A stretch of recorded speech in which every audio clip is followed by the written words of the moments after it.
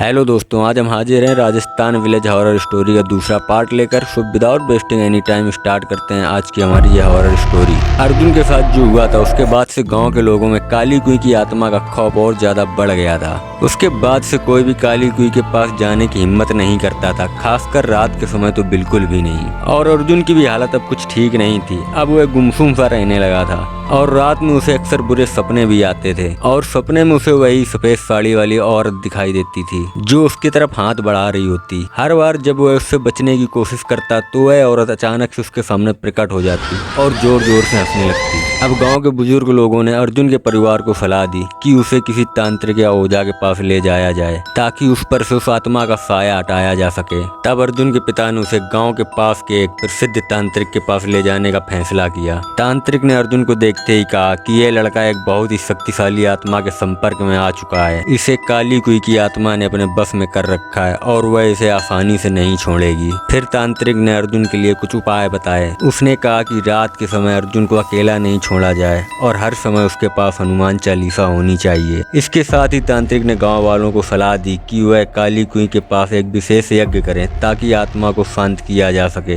गांव वालों ने तांत्रिक की सलाह मानी और अगले ही दिन यज्ञ की तैयारी शुरू कर दी। यज्ञ के लिए गांव वालों का नेतृत्व गांव के सबसे बुजुर्ग व्यक्ति ने किया और गांव वालों ने तांत्रिक की सारी रस्में पूरी की। यज्ञ शुरू होते ही बहुत तेज हवाएं चलने लगीं और ऐसा महसूस होने लगा मानो आसमान में काले बादल घिर आए हों। सबके दिलों में डर सा बैठ गया था। तभी तांत्रिक ने सबको शांत रहने के लिए कहा। तभी यज्ञ के बीच में अचानक एक भयानक चीख सुनाई दी। उसी समय हवेली के पास से धुआं उठने लगा और कुएं के आसपास एक अजीब सी ऊर्जा महसूस होने लगी। तांत्रिक ने मंत्रों का उच्चारण तेज कर दिया और गांव वालों से हवन में आहुति डालने को कहा। कुछ ही देर बाद सब हवाएं शांत हो गईं और हवेली के पास का माहौल ठीक हो गया। तभी तांत्रिक ने कहा कि आत्मा अब कुछ समय के लिए शांत हो गई है, लेकिन हमेशा के लिए नहीं। इसे पूरी तरह मुक्त करने के लिए किसी को उस कुएं में जाकर उसकी सच्चाई का पता लगाना होगा। आत्मा का असली रहस्य उसी कुएं में दफन है। जब तक उसका पता नहीं लगाया जाएगा तब तक यह खतरा बना ही रहेगा।